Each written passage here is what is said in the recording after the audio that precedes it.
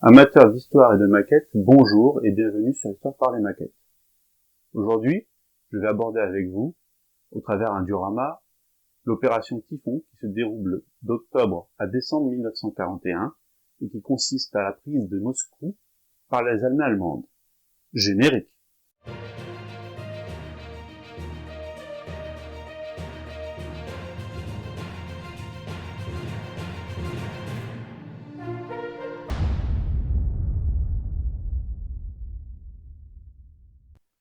22 juin 1941, à la surprise de Staline, Hitler rompt le pacte de non-agression signé 2 ans auparavant, le 23 août 1939, par von Ribbentrop et Molotov. Pendant 3 mois, l'armée allemande, grâce à la Blitzkrieg, va déferler en Russie face à une armée rouge, complètement impuissante et prise de court. Comme nous l'avons vu, c'est le 22 juin qu'Hitler prend par surprise le Kremlin et Staline en envahissant la Russie. Celui-ci mettra une semaine à comprendre la situation. L'opération Barbarossa est menée par 3 groupes d'armées. L'armée Nord, qui prend la direction de Leningrad, l'armée Centre, qui se dirige vers Moscou, et l'armée Sud, qui trace sa route vers la Crimée. En utilisant le principe de la Blitzkrieg, l'armée allemande avance vite dans le pays, et pour les dirigeants, Moscou et donc la Russie sera prise avant la fin de l'année. Le groupe d'armée Centre, commandé par von Bock, se dirige donc pour prendre Moscou. Sur sa route, elle prend les villes de Minsk, Smolensk, qui seront avec Kiev, Leningrad, Kharkov entre autres, des batailles historiques de la guerre à l'Est. L'armée rouge est mise à mal, ce qui renforce la confiance du régime nazi. Cependant, le commandement allemand, l'OKW, Oberkommando der Wehrmacht, prend une décision qui mettra à mal les plans initiaux. En effet, le groupe d'armée Sud prend du retard et bute contre la ville de Kiev. Début août, l'ordre est donné au groupe d'armée Centre de dérouter ses chars et d'apporter le soutien nécessaire à la prise de la ville. Ce n'est que le 30 septembre 1941 qu'Hitler donne l'ordre de lancer l'opération Typhon qui consiste en la prise de la ville de Moscou. Alors que l'Allemagne considère donc l'armée russe au plus mal, ce qui n'est pas faux, la plupart des renforts sont des civils, peu, voire pas expérimentés dans les armes, et que sur le front autour de Moscou, 3 généraux russes se partagent la tâche. Les Allemands sont sous un commandement unique, von Bock, et font appel à plus de 2500 panzers, mettant en ligne ainsi 13 Panzer Division, 8 divisions motorisées et 47 divisions d'infanterie. Le plan initial comportait 2 mouvements. Le premier serait un encerclement des fronts de l'ouest et du front de réserve situé autour de Viezma. Le second est un encerclement permettant la capture du front de Briansk et de la ville du même nom. À partir de ce moment, le plan prévoyait un encerclement par le nord et le sud de Moscou. Guderian, au sud, lance son attaque le 30 septembre, le reste des Allemands se lançant le 2 octobre. Il effectue à ce moment une percée de 200 km. La progression rapide des Allemands désorganise l'armée rouge, le QG ayant en permanence des informations obsolètes. Cependant, les troupes allemandes étaient déjà épuisées et rencontraient des difficultés logistiques. Guderian note par exemple que de nombreux chars détruits n'ont pas été remplacés et que certaines unités motorisées manquent d'essence avant même le lancement de l'opération. Le moral reste cependant élevé car on approche de la capitale ennemie. Bien qu'amoindrie et sous-équipée, avec du matériel obsolète, l'armée rouge prépare la défense de Moscou. Le commandement soviétique lance la construction de larges défenses autour de la ville, la première partie étant construite sur une ligne Rjev-Vyazma-Briansk. La seconde, la ligne Mojaïsk, s'étendait de Kalinin à Kalouga. Enfin, une troisième ligne entourait la ville elle-même, formant la zone de défense de Moscou. Ces défenses étaient largement improvisées du fait de la rapide avancée allemande. Au départ, les opérations se passent sous beau temps, et les Allemands avancent rapidement, réduisant au silence les différentes lignes de défense. C'est courant octobre que Staline confie la gestion du front à Zhukov. Mais très vite, le meilleur allié des Russes entre en action, le fameux hiver russe, avec en préambule ce phénomène qui est appelé Rasputitsa. Cette période de l'année définit le début ou la fin de l'hiver. Là-bas, ce sont les 2 saisons principales, le printemps et l'automne ne durent pas, et se manifestent par une forte hygrométrie des sols, rendant les terrains boueux, soit par la fonte des neiges, soit par les pluies. L'absence de réseau routier solide en Russie à cette époque a rendu totalement inutilisables les forces blindées, car trop lourds pour se déplacer. Le 13 octobre, les Allemands sont à 110 km de Moscou. Et d'ailleurs, le 28 octobre, celles-ci sont totalement arrêtées. Staline hésite à fuir Moscou, mais finalement reste sur place, ce qui jouera un rôle important dans le moral des troupes russes. Les moscovites profitent de ce temps de répit et une résistance civile s'organise, montant des barricades, camouflant les bâtiments, etc. Staline, pour assurer la population et pour braver les nazis, organise le 7 novembre, 25 novembre dans le calendrier julien, un défilé à la mémoire de la révolution d'octobre. Malgré cela, les Allemands arrivent quand même à avancer, notamment à partir du 15 novembre, moment où le gel résout les problèmes de la boue, et cela mène à une violente bataille, car les Russes ne se replient plus et luttent à mort. Le 24 novembre, les Allemands sont à moins de 50 km au nord de Moscou. Pour les ralentir, les Russes inondent la vallée d'Istra. Au même moment, l'hiver et ses températures invivables, nous sommes à moins 30 degrés, s'abattent sur le théâtre des opérations.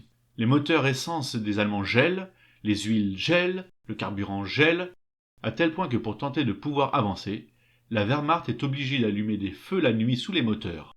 Les armes s'enrayent, et pire que tout, le commandement, tellement sûr de finir la campagne avant l'arrivée de l'hiver, n'avait même pas prévu de tenue chaude pour ses soldats. Ceux-ci, pour se protéger, volent aux soldats russes morts leurs habits bien plus protecteurs. Le 30 novembre, une unité d'éclaireurs de la 2e Panzer Division se trouve à Khimki. À partir du 16 décembre, l'offensive est figée, les Allemands décident de garder leur position pour l'hiver. Cependant, du côté des Russes, les renforts de l'extrême Est arrivent et l'armée rouge contre-attaque. La Russie possède un avantage stratégique.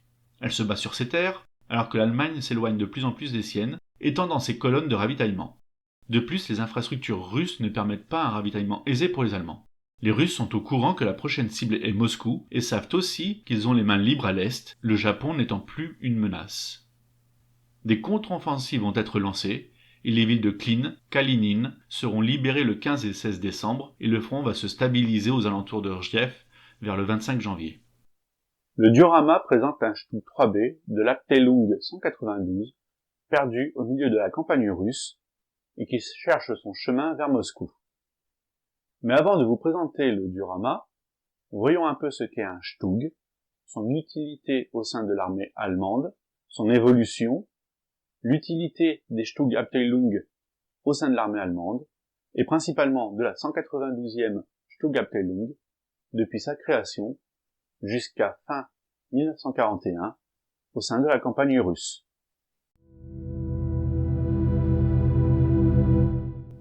L'artillerie d'assaut Sturmartillerie est par contre une arme d'appui à la division d'infanterie normale. Son utilisation lors de l'attaque correspond à l'artillerie d'escorte de la dernière guerre. Afin de les rendre utiles à d'autres fins, telles que la défensive, il existe une exigence supplémentaire pour la capacité d'être utilisée dans le cadre de l'artillerie normale, dans le rôle de tir indirect, dans la zone de combat principale. L'artillerie d'assaut combat dans le cadre de l'infanterie. Elle n'attaque pas comme un tank, ne perce pas, mais porte l'attaque de l'infanterie vers l'avant en éliminant rapidement les objectifs les plus dangereux. Elle ne combat pas en grand nombre comme les unités de chars, mais est normalement employée en peloton. Le fait d'être blindée et motorisée permet à l'artillerie d'assaut de se battre parmi l'infanterie, ce qui signifie l'effet combiné immédiat, au bon moment, contre des cibles décisives, dans une quantité que l'artillerie en position arrière n'est pas en mesure de fournir. Le canon doit pouvoir prendre les emplacements des mitrailleuses ennemies, détruire les chars. Erich von Manstein. Voici un résumé de la définition de l'utilisation des Sturmgesuchsabteilung que donne von Manstein le 8 juin 1936 dans un courrier adressé à la R. Contrairement aux unités blindées, qui sont conçues pour percer le front en masse et rapidement, il faut envisager cette compagnie, composée de 3 batteries de 6 canons, comme un support à l'infanterie pour des coups rapides et mobiles, afin d'éviter qu'elle ne serve de cible. Le rôle était originellement le support de l'infanterie lors de la Blitzkrieg, en réduisant les points mous des défenses adverses, comme les nids de mitrailleuses par exemple. Ces unités étaient autonomes, ce qui fait qu'elles travaillaient en collaboration avec différents groupes d'armées. Sur le front de l'Est, au vu de l'efficacité de ces unités, surtout en chasseur de chars, les rapports de destruction des Stug étaient bien supérieurs à celui des autres blindés de l'Allemagne, son utilisation a été transférée de plus en plus dans ce rôle, aux côtés des Jagdpanzer. Un mémorandum daté du 13 octobre 1939 concernant le Stug indique que le développement de l'appareil est fini et que la production de la série A débuterait en septembre 1939. Le premier Stug sortira des usines en janvier 1940 et les 30 premiers seront disponibles en mai 1940. Prévu d'être construit initialement à 300 unités, les principales modifications pour l'Aofs B se portent sur le train de roulement, de la transmission, passage du Variorex de 10 vitesses à un à-fond de 6 vitesses, le Variorex présente beaucoup de problèmes de mécanique, de même que la redéfinition des trappes au-dessus du tireur. En cours de production, on constate un changement de la largeur des chenilles et donc de la modification du train de roulement. L'Aofs C, construit à 50 unités, sera produite à partir d'avril 1941. Les principales modifications de l'avant de la structure, notamment du périscope et du système de visée, entraînent la modification de la partie gauche de la superstructure. L'Aofs D, 150 exemplaires construits à partir de mai 1941. Les améliorations sont mineures, c'est de l'installation d'un intercom. Extérieurement, il est indiscernable, ou presque, de la version C. L'Aofs E, construit en 284 unités à partir de septembre 1941. On y constate l'ajout d'une mitrailleuse MG34 et des améliorations mineures. Ce sont les derniers Stug 3 à canon court. Prévu pour être utilisé comme véhicule de commandement, il est rajouté un système de radio supplémentaire sur l'autre côté de la superstructure. Le 28 septembre 1941, il est décidé que les productions à venir de Stug devaient avoir un blindage renforcé, quels qu'en soient les coûts en termes de vitesse et de poids, et être équipé d'un canon long de 75 mm avec une vitesse de bouche plus élevée afin de pouvoir s'adapter aux nouveaux blindés ennemis. Les principales modifications de cette version sont donc le canon plus long qui devient le Stuck 40L43 produit par Rheinmetall Borsig. Sur cette version apparaissent les premières Schürzen. L'Aofs F8 est une sous-version de la version F dont le canon est un Stuck 40L48. L'Aofs G, c'est la version la plus produite à partir de 1942. Le châssis change, il ne s'agit plus du châssis du Panzer III Aofs B, mais celui du Aofs M. Les dernières versions de ce modèle sont reconnaissables à leur mantelet de canon, la base de celui-ci, en fonderie arrondie, prenant le surnom de nez ou groin de cochon. En plus de ces versions, il existe des Stu H42 équipés d'un obusier de 105 mm basé sur un Aofs G, la Stug Abteilung 192. Le symbole de cette unité était une tête de mort qui n'a rien à voir avec celle de la SS Totenkopf. Constituée le 7 février 1941, bien que créée en novembre 1940, c'est à cette date qu'elle prendra le nom de 192, elle sera dirigée tout le temps de son existence par Erich Harmon. La division était constituée de 3 batteries et du Stab. La couleur de la tête indiquait la batterie d'appartenance de l'engin. Le blanc était pour le Stab, le rouge pour la première batterie, le jaune pour la deuxième batterie et le vert pour la troisième. Chaque batterie était divisée en 3 Zug, patrouilles. Il semblerait que les numéros portés correspondent à premier chiffre, le numéro de Zug, le second serait le numéro de l'engin dans son unité.